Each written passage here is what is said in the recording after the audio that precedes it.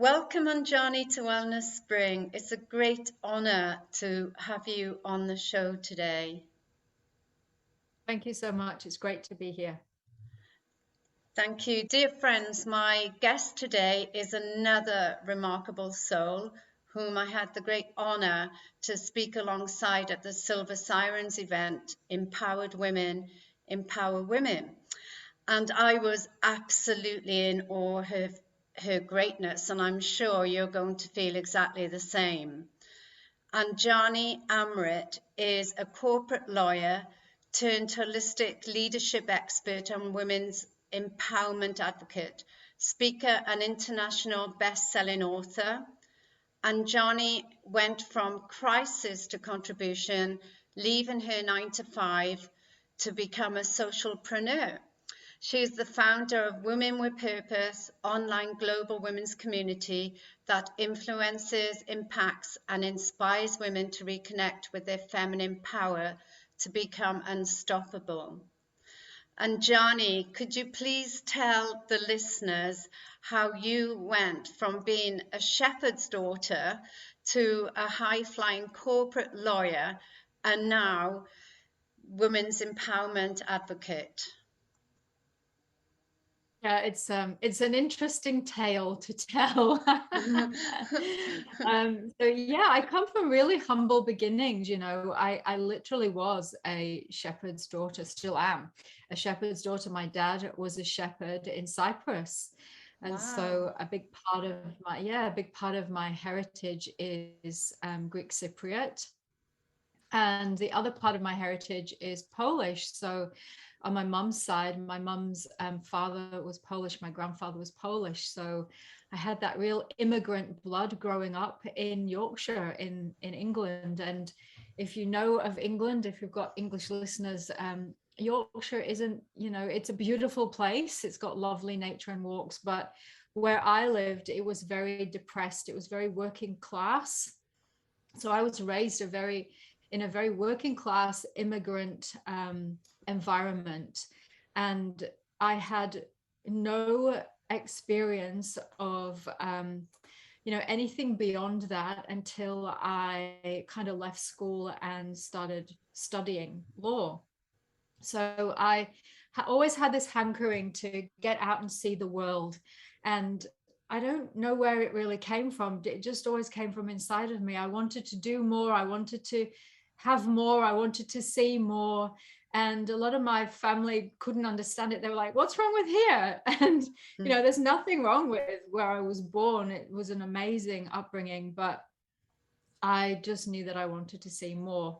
And I first of all wanted to become a doctor because all my family hail from the medicine industry, doctors and nurses. And so I thought I really wanted to do that. But I didn't get the grades to be a doctor. So I thought I'll do the next best thing and be a lawyer because that's what society expects of you. That's what will get me out of here. That's what will get me the kind of success and money and status that I believed at the time I wanted and needed for me to be happy. And also, I had a lovely careers advisor, and I say that in quotes, who said to me when I said to him, I want to be a lawyer, he literally laughed in my face and said to me, you can't be a lawyer, you're a woman. So I thought at him very strongly because I didn't have the self-respect to say it at the time. I thought at him, well, I'll show you. And so I really drove myself to climb that corporate ladder. I did whatever it took. I took elocution lessons because my Yorkshire accent just wasn't cutting it for the law profession. So I changed my accent. I changed how I dressed. I changed my hair. I cut my hair short. And I started acting and speaking very differently to who I really was. And yes, it got me the success. I got into working with the top law firms in both the UK and Australia and led an amazing life on the outside. I ticked all the boxes. I had the status. I was earning insane amounts of money. I was working insane amounts of hours. flying all over the world, business class, first class, staying in top hotels, wining and dining, you name it, I did it. Pretty much like a rock star life. But on the inside, I was getting miserable, more miserable and more miserable and more miserable and more unhappy, more anxious, more depressed. And my life outside of work really suffered. My 19-year relationship basically ended. And I got very sick. I was diagnosed with irritable bowel syndrome, and the doctors said, there's nothing we can do. You just got it for life. Live with it, which led me to lose about 19 kilos. So I was literally a walking skeleton, and I would have panic attacks every day for over 3 years. This was happening. And the game changer came from me when I went to a meditation class. So my teacher at the time, who was teaching me yoga, I was doing yoga, I was really into yoga, said, why don't you try meditation, and suggested a meditation group to me. And I went along, and it literally blew my mind. It was like the light switch had finally gone on, and I disappeared somewhere for an hour, and when we came back, it was like this amazing experience, and it was like I looked at the world differently, and I have ever since. And I feel blessed that I had that experience, because it really set me on my journey to studying all of the esoteric, mystic, otherworldly, extraordinary aspects of life that really filled me up, nourished me from the inside out, gave me all of the answers to all of my questions that I ever had, that religion never did. I tried religion and it never worked. And so I did a 360. Basically, I went and eat, pray, loved myself, as I say. And I took myself off to India and studied with great masters, learning powerful techniques that restored my health and brought me back to a place of well-being that is sustainable for me now in the work that I do today. And it's a big part of what I share and teach today. So Wow, that was a long that's answer. Sorry about that. that's all right. I'm sitting here thinking how courageous you must have been to have chosen a male-orientated profession, working with all mainly men, especially, in those days, there would have been all men, and all the pressures that goes with that, and just that heavy male energy, and that pressure to perform well, and such a contrast from coming from the background that you had, the working class background. I know when we talked before, you and I had similar upbringings, coming from t- valley towns and mining towns and all the rest of it. And it wasn't the done thing for people of our class to go to university. Our parents didn't go there, and we both went to grammar school. So a massive change. So I take my hat off to you, because as soon as I seen you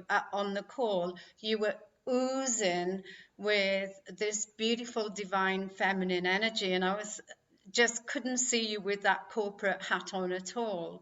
And I'm so glad that you pointed out to me when we decided on this date that it's World Harmony Day. So from listening to you about Cyprus and Poland and London, Yorkshire, and all the countries you've been to, you're a real advocate for world harmony, with diversity and bringing oneness and communities together. And yeah, I know your name is not really Anjani Amrit. So do you want to tell us where that name came from? Yes, or you're outing me now, Bethany, but that's all good. Yeah, my name Anjani Amrit came from my spiritual teachers. So what I call my guru, or what the Western, in the West we would call a teacher. And so I was given Anjani by one of my first teachers, an amazing woman, an Australian guru in her own right, and a former barrister, interestingly. Um, and she initiated me into that name, and it means it's another name for Hanuman, and Anjani is the mother of Hanuman in the Hindu pantheon. And what it really means, it's about when you get a spiritual name, it's about the essence or energy of your soul, and really the purpose, like your highest purpose, what you came here for. So Anjani means service and devotion, and it really resonates with me. I'm looking to see how I can serve humanity, how I can bring some good, bring some light into the world. And interestingly, my birth name is Helen, and it means light. So my parents got it right in the first place. They got it right. And then Amrit is a abbreviation of Amrita. So my now guru gave me the name Amrita, and that means the divine immortal nectar. And the story behind it is really about the combining, the integration of the masculine and the feminine, so that you can liberate yourself from gender roles and societal roles and become this light for the world that isn't, that can have compassion. And I'm growing into those names. I would never say I've reached, I'm an enlightened master. I'm far from it, but it's something that you can grow into, and that's what I love about those names. It helps you, it reminds you about your path, your journey, and what you're striving for, those higher purpose, what's meaningful to you. So yeah, so it's a privilege to have them, and it brings a different energy when people call me Anjani or Amrita. They call on that energy of my soul rather than my ego, which is always a better thing to have. Well, I know you are a divine being of light and a breath of fresh air and such an inspiration. And just from my experience, um, the symptoms you described were definitely being of burnout. And I think, we're going through the last 2 years, we're going through challenging times. And people are coming up with all sorts of fears. There's been lots of loss on all levels, be it family loss or career loss. What advice would you give to these people, women especially, to keep going on, to stay Yeah, healthy? yes, it's such a good question. It's so pertinent, especially now, we're post-pandemic, we're in potentially a world of war again, and people are really struggling. I'm just writing about it at the moment. It's People are really struggling to find their rhythm again, feel safe, feel secure, know what to do, know where to go. A lot of my clients are saying, I don't know what I'm doing now. Should I stay in a city? Should I go? Should I leave my job? Very confused, very scared. And my advice is, it's really important that we look inward for our sense of security, our guidance, and our compass. Our northern star. If we are, this is what the yogis do really well. This is what I learned from studying with masters in India, is we have to be insourced, what I call insourced rather than outsourced. And what I mean by that is, how can we insource our sense of safety and security? How can we insource our inner guidance, our direction? How can we insource joy? So regardless of what's going on in our outside world, and regardless of the insanity and the craziness, how can we stay centered and calm and at peace and in well-being within ourselves? And that's the secret that the yogis know about. And science, interestingly, is keeping up with this. And science is, there's a growing body of science that's showing that they're calling it introception. And what it is the ability, it's this ability to turn inwards, to dial in and be aware of how your body is responding to the outside environment, how your emotions are responding, what your thoughts are thinking. So The thought aspect is mindfulness. We know it in the West as mindfulness. And in psychology, being tuned into what our organs are doing, and is our chest tight, is our belly tight, are we having palpitations?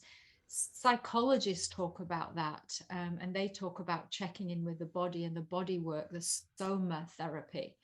And so all these traditions and strategies work so well if we can do them for ourselves. So my advice would be, look inward and dial into how your body is feeling. Dial into what you're feeling right now. Do you feel safe and secure or not? Your body is always trying to give you this information, this data.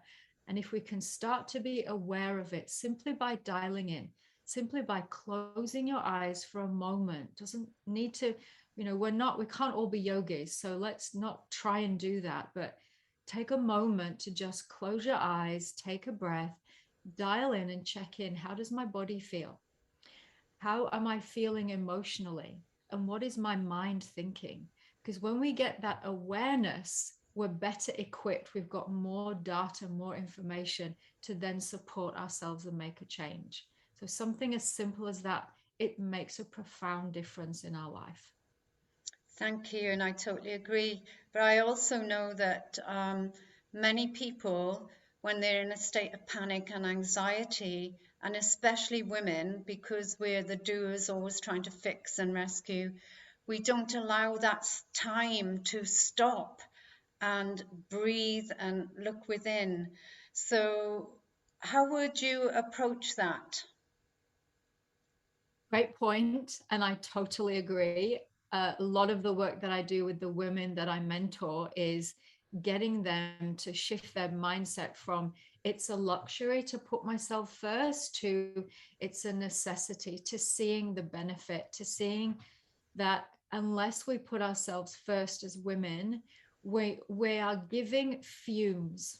Okay, so it's a mindset shift for me. And if we're giving fumes, then we're not really giving what we think we're giving. We're giving emptiness, we're giving exhaustion, we're giving a lot of the time anger and frustration, latent anger and frustration. And it's not selfish to put ourselves first. I call it selfing, to be selfing. And that means we put ourselves first so that we fill our own cup. Because when we've got a cup full, then we can give what's flowing over. We give the overflow.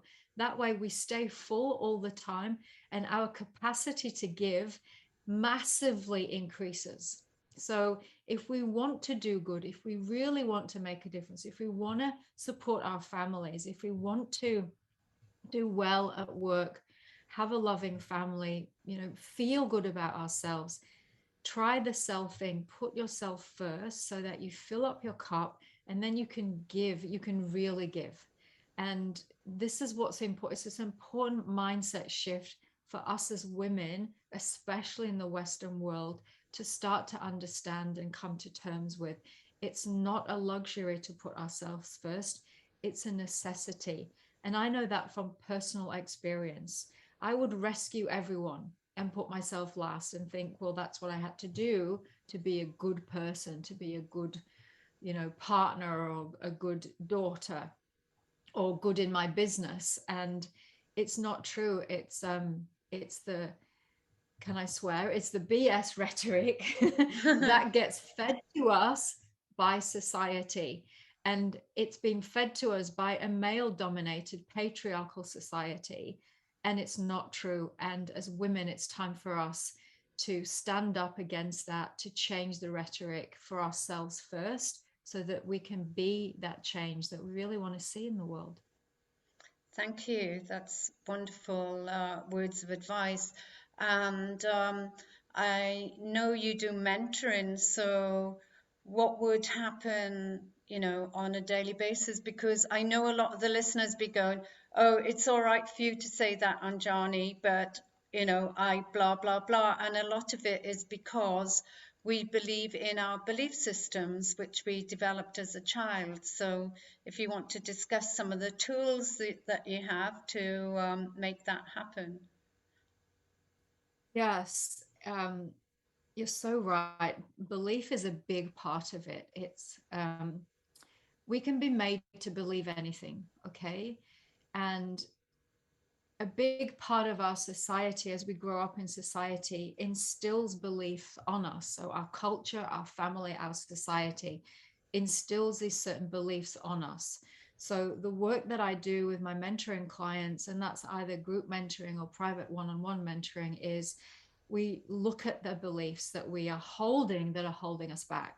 And I get people to question them, to be open to changing their beliefs, not to have blind faith, but to be open. Because when we're open, that's when we get the transformation. And I use a strategy called the SEAS strategy. So SEAS, it's an acronym. And it's really a method for self support and self transformation. And it stands for self because every piece of transformation, any success has to come from the inside out first. So it's all about self inquiry. So when we can practice a little bit of self inquiry, observing how we feel, observing our emotions, observing our thoughts, then we can start to get awareness. So self awareness, that's if we are self aware more, then we are 75% more likely to making a change in our life that will bring us a different result. And then the final S in C's is support, self support. We're more likely to have a realization about how we can change something for ourselves if we've got the awareness there. So it's a 3-step process that literally is a game changer and has my clients creating the seemingly impossible. I had a client this last week, and she was stuck in Australia. She couldn't get back to Samoa where her family was. They'd come to Australia for a holiday and they got stuck in the pandemic. She got stuck here because she caught COVID and she couldn't get back on a plane. And her belief was, there's no way I can get back. Samoa's closed its borders. They're not letting anyone in. I'm literally stuck here and I don't know how long for. And so we used the C strategy and we worked on that belief. And we got her to change that belief and to claim her new belief that she will get on the flight and she will get back home to her family. And we got her to energetically claim it as well as claim it out loud. And the next day, the very next day, she emailed me going, oh my God, oh my God, oh my God, you'll never believe this. And I said, yes, I will believe it. She got a flight. The next day, she got a flight. She's now back home with her family. Oh, And so I share that because, yeah, I share it because people often think, oh, there's no way, but there is every way. that's a wonderful success story, and I'm sure you've got thousands that you could share. And, you know, people do slip back because you get on a roll and you're good, and then we slip back. And for me personally, I think that's where mentors then can step in because it happens to all of us. Um, on your journey, who has mentored you and what effect did they have on your journey? I've had many mentors. I've been blessed to have many mentors. Even, you know what, the very first mentors was one of the main turning points for me was my meditation teacher. And after that initial meditation that I went to, I started studying with him. And he was a Australian yogi who trained with the Buddhist monks and also Hindu Vedic priests and masters. And I started studying with him and learning a lot about spiritual practice. And he would run a group every week of spiritual practice, meditation, and Qigong. And going to something regular like that really helped me stay on the path, stay on course with my own practices that brought me home, that reminded me of what worked for me, reminded me of how to take care of myself, reminded me how to plug in with my soul, my spirit. And I've had many mentors since, both business coaches, healers, psychologists, therapists, and my guru. And I still do today. I invest in mentors because life is a constant work in progress. We're never done. So even though I teach, I'm also an eternal student. And I know that if I ever start believing that I'm a finished project, then I stop growing. And then my life starts to shrink. My business can't grow, my life can't grow, my relationships don't develop because I'm not developing. So I personally invest in mentors and have an array of them for the different areas of my life. I've even got a tennis coach. I invest because that's what gets us the up leveling, the greater success and the growth. And I think everyone needs a mentor. And I say, find someone who works for you and stick with them as long as they do work for you, because it's not a solo sport. Life is not a solo sport, and often we think it is, especially as women, and particularly women. The hardest thing I find for women to overcome is investing in themselves, because traditionally we don't put money down for ourselves to grow ourselves. So that's the biggest hurdle I find women have to overcome in getting a mentor for themselves, either in business or life. And I really want to say to you, it costs more. It will cost you more mentally, emotionally, in toxic relationships, in failed businesses, not to invest in yourself. I 100% totally agree with you. And it's funny how you mentioned the tennis coach because I often say to people, when you work for a corporate company, you've got all the team and the network and the back in there. But even a tennis coach has a huge network support around him, like a dietitian, a coach, a fitness coach, and the list goes on.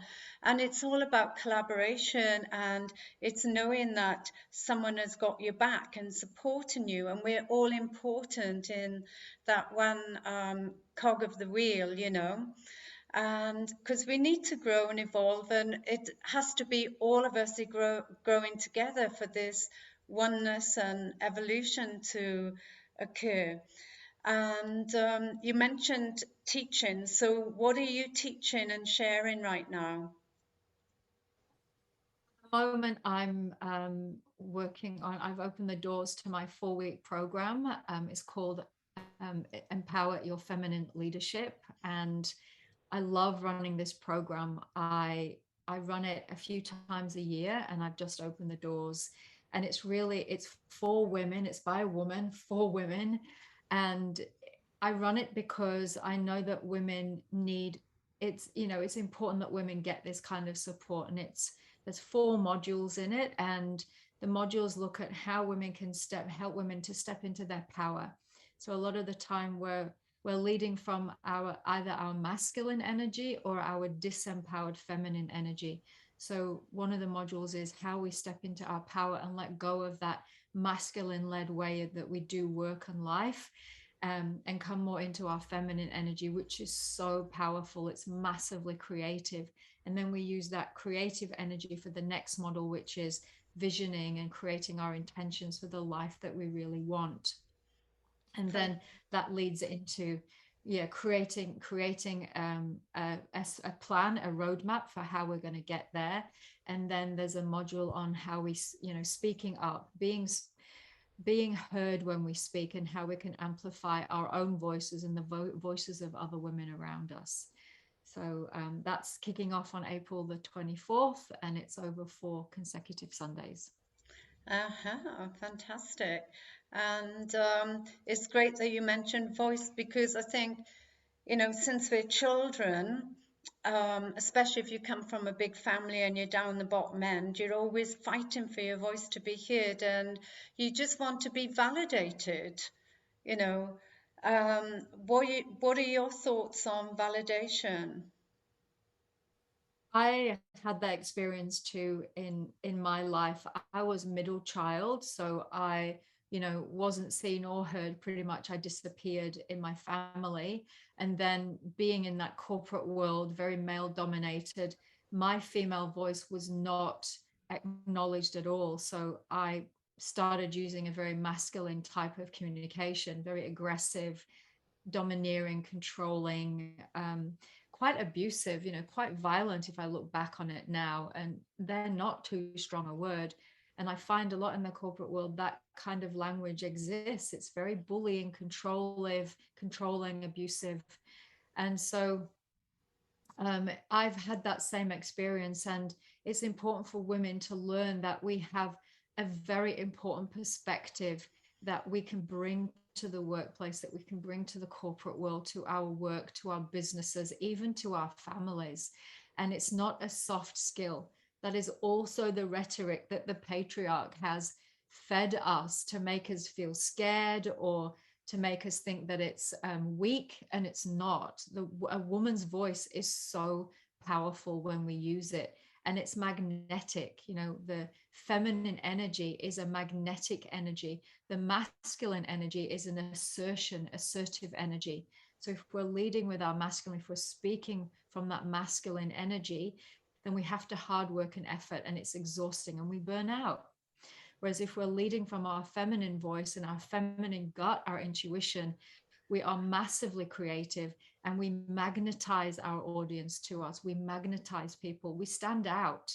We radiate. So these are the things that I share with women, how to connect with that energy. It's inside you. And I actually help women activate it through initiation, through energy initiation. So it becomes alive. That's the juicy part of what I do. And it's the most enjoyable part of what I do. Fantastic. If I'm free, I'll sign up.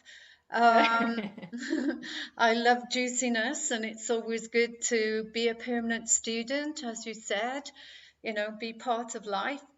I always say to people, we come here as pure, raw innocence, the baby doesn't realize it's not a baby, and not the mother, and not part of the room, and so forth. And I've heard people say we come to planet Earth for a learning journey, but I see it as an unlearning journey, because when we pass through that veil, it's like, oh my God, what have I let myself in for? You don't realize. What are your thoughts on that? Couldn't agree more. You have such wisdom, and I want to say I look up to you, Beverly, so much. It's so refreshing to talk to another woman who is just leading the charge with this. And it's so true, that this happens for so many of us. And it's important that I just want to say, I agree with you. I just want to say it's important that we hear this as women, we hear these messages, and that we start to trust ourselves with our femininity, and trust ourselves that when we start to unlearn these roles that we've been playing, that's when we get the transformation. That's when we get to be strong. That's when we get to make a difference, and the impact that we're here to make. I couldn't agree more with you. It's all about unlearning what society has drilled into us, even what our family has drilled into us, so that we can grow and learn and bring something new to our families, to our societies, to our culture, our communities, the corporate world. The Great Unlearning. It's a great title for a book there, Beverly. I love it, and I'm writing my second book, so I'm like, oh, I love that. I'm not. It's your title, but such a great point that you make, and I fully agree with you. Thank you. I feel very humbled with what you said about me as well. And tell us about your first book, the best-selling book for the corporate dropout. How did that come about? Yeah, it's such an interesting one. It literally, I heard about it, and the energy of the book literally jumped out at the email and grabbed my heart. That's how I felt. It leapt out at me, and I couldn't say no. I mean, the title itself, Corporate Dropout, I instantly recognized myself in it. Um, and and I thought, what a clever title that will just reach so many women in the world who are not just looking to drop out of corporate, but looking for some greater purpose, greater meaning in life. And that's really what the book is about. It's written by 19 women. So it's 19 stories of women who courageously lived the 9 to 5, just like I did, and realized that that wasn't for them, and realized that for them, their higher purpose was to create their own business and bring that into the world, birth that into the world. And it's their stories, but it's also tips and tricks on how you can do that if you're looking for that yourself, if you're looking to leave the corporate, how you can do that. There are a lot of coaches and mentors in the book that have written, and a lot of other amazing women with a lot of wisdom that they share. And it became a bestseller on Amazon before we even launched it. So that's Wow. how much the world needed it. And in my meditation, when I meditated with the book, I got the message. I was very much guided that the women that came together were all first time writers, first time authors. We're from across the globe. We'd never met each other before. And we all were literally responding to the call. And the call was this universal call for women's voices to come together, collaborate, create, and birth this new era, this new world of the matriarch. And we all heard the call and responded. And it gave me goosebumps to share that with the women. And a lot of them said that it really resonated with them as well. The new paradigm coming through this book. And it really is. And we've had such a great reception for the book. And it's I feel so blessed to be part of it. And I've made instant 19 friends with women across the globe. And the collaborations that are coming from that as well are fantastic. We're doing a summit, we've got a book tour, and we're just helping each other in our businesses. You know, we're sharing press releases and our own coaches, our PR people and our media people and our assistants. And it just is massively up leveling all of our businesses, all of our voices. Collaboration is so key.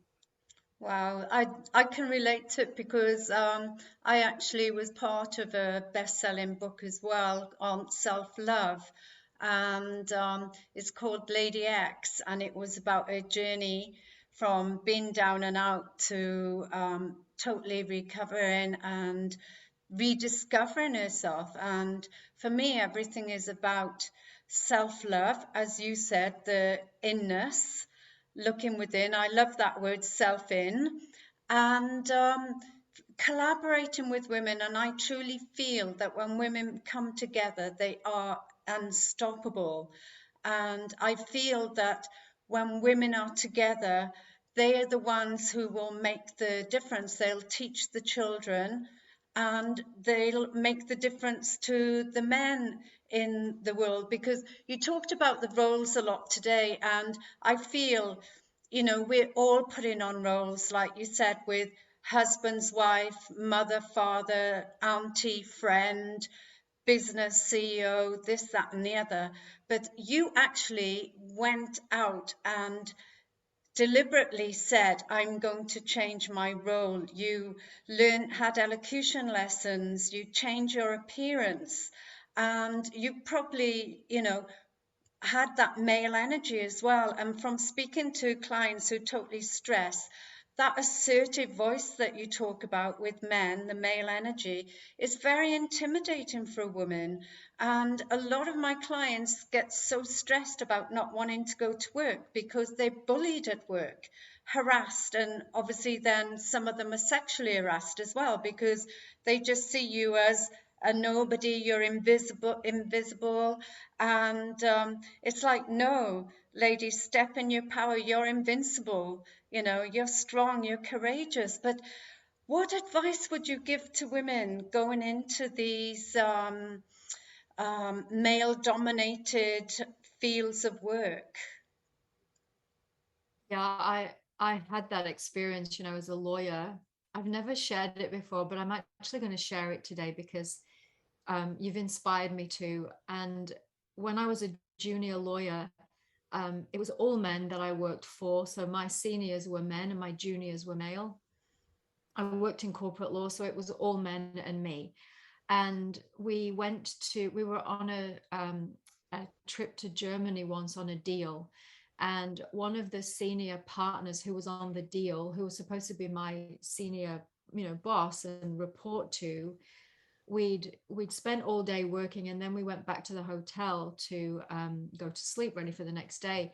And he came to my hotel room and knocked on the door and started calling my name. And it was like 11 o'clock, 12 o'clock at night, and no good thing is going to come from that, and I knew that. And as a young woman, I was terrified. Like, I didn't know what to do. I didn't want to upset him. I didn't really have a good sense of a self-esteem. So I was terrified, and I just sat in my room, shaking, not knowing what to do, too scared to answer the door, scared to not answer the door. And I couldn't sleep that night. And I was really embarrassed the next day. I didn't know what to do. I didn't know what to say. And he just carried on as normal. And I've never shared that with anyone. And so I Wow. would say, the advice I would give is have a female role model in your life who you can feel is in her feminine power, who isn't aggressive, domineering, controlling, but is actually in her place of, in her heart, who you feel safe with. And have her as your role model, whether you're working with her directly as a mentor, or you see her, in the broader community, or she's a celebrity.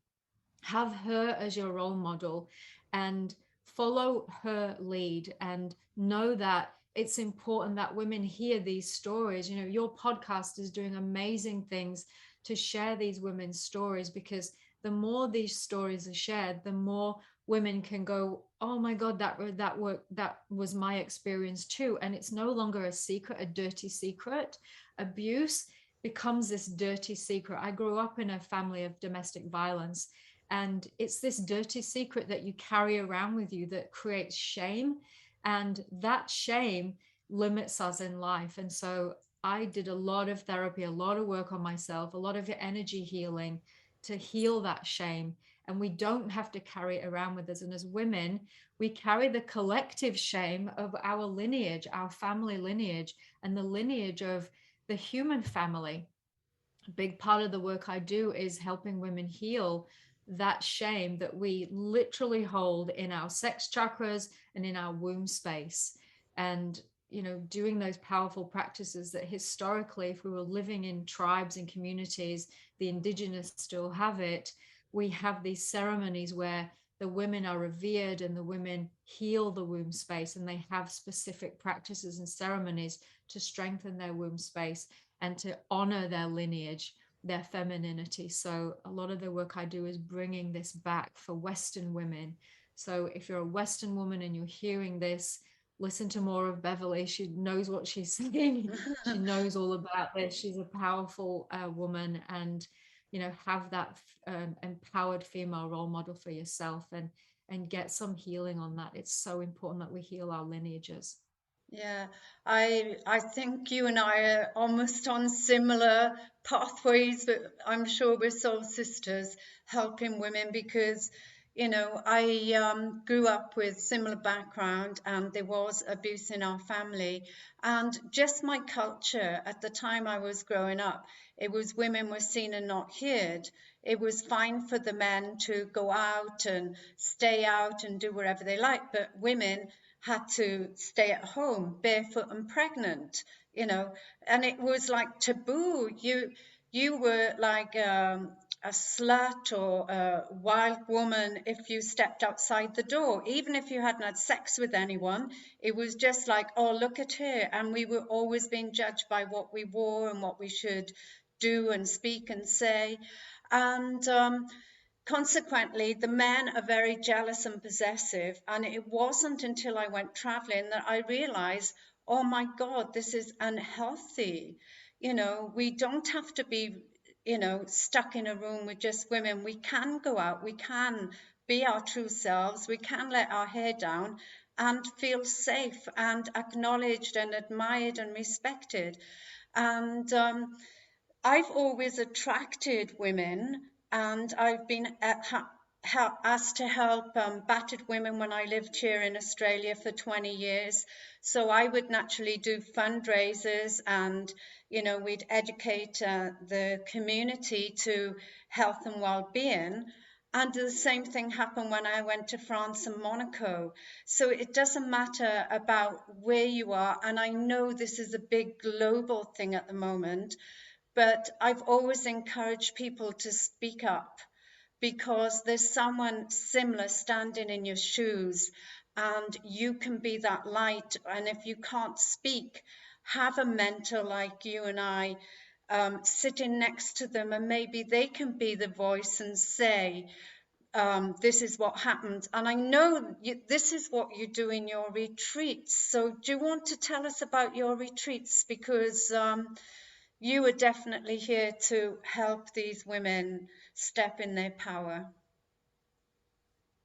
Yes, so I run retreats to sacred lands across the globe. I love taking people to the outback of Australia and women's groups. We do women's business and men's business sometimes. And with women, the women's business work that I do, it's taking women to initiated lands in the outback and to women's areas. And traditionally, the Indigenous Australians and all Indigenous people would have certain areas on their land that they were custodians of that were known as women's healing areas and men's business areas. And so we go to those lands because the energy there is already rich with healing.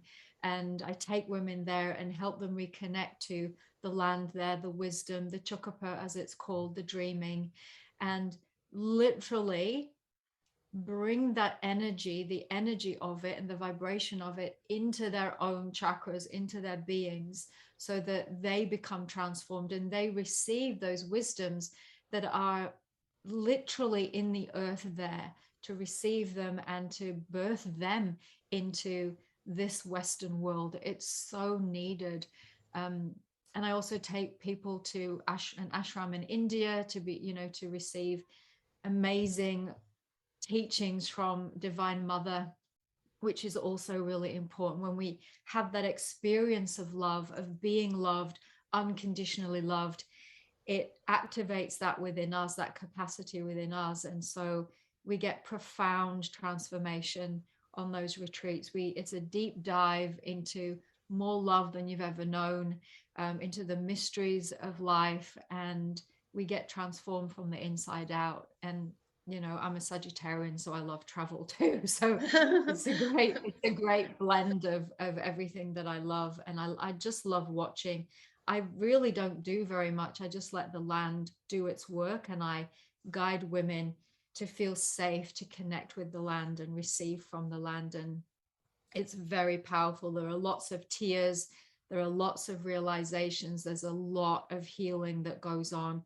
There's a lot of connection. We make friends forever, and people get to relearn about those indigenous cultures and ceremonies that we really should be having in our Western life. I totally agree, 100%. And I love the way you talk about Mother Earth and the land and, Indigenous ceremonies because, you know, we have so much to learn from Mother Earth, and Mother Earth is there for us unconditionally.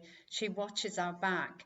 And also, for the ladies listening and the men, to experience unconditional love is undescribable. And I personally believe, you know, when you're in that state and that experience and that feeling, that there's nothing else that matters. And the only thing that matters is love. And love is the key, love is the remedy, love is the way forward. And I truly believe that coming to ceremonies like this to open up your heart and being with like minded people is going to spread the pandemic of love and peace and harmony. And I'm so glad that we did get to speak on World Harmony Day. And as a closing note, if there was one thing you could do to change the world, what would it be? I would say, there's a lot of talk of becoming the best version of yourself. And the patriarchy has got hold of this and made it something outside of us. and it's not. What I take that to mean, and what I would say is, anchor that love within yourself, offer yourself love, offer yourself compassion, and it's an inside job. So when we are able to selfing and self-care in that way, we start to experience that internally, and then we give from that place. So that's what I would share with your listeners today. Thank you, thank you. And it's funny you said love is an inside job, because it always brings me back to happiness is an inside job with William Arthur Ward, who was an amazing poet. And I know that you're a poet and a songwriter. And I think when we connect with that unconditional love inside us, the magic happens.